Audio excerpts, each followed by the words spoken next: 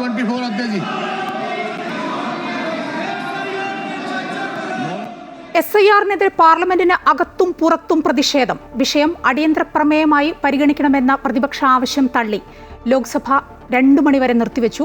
രാജ്യസഭയിലും ബഹളം.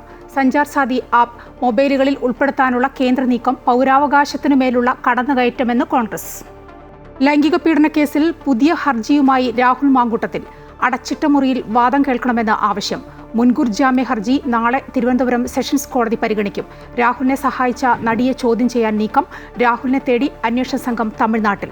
രാഹുലിനെ പിടികൂടാത്തത് മുൻകൂട്ടി തയ്യാറാക്കിയ തിരക്കഥയെന്ന് BJP. കുറ്റം ചെയ്തിട്ടുണ്ടെങ്കിൽ ശിക്ഷ അനുഭവിക്കണമെന്ന് കോൺഗ്രസ്.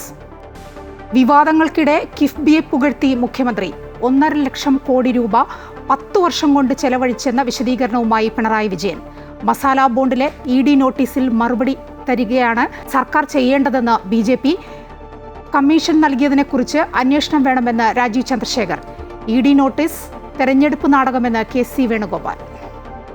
നടുറോഡിൽ KSRTC ബസ് തടഞ്ഞ കേസിൽ തിരുവനന്തപുരം മേയർ ആര്യ രാജേന്ദ്രനെയും ഭർത്താവ് സച്ചിൻ ദേവ് MLAയെയും ഒഴിവാക്കി കുറ്റപത്രം.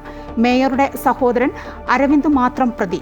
അശ്ലീല ആംഗ്യം കാണിച്ചതിൽ ഡ്രൈവർ യദുവിനെയും ഉൾപ്പെടുത്തും. കേസുമായി മുന്നോട്ടു പോകുമെന്ന് യദു.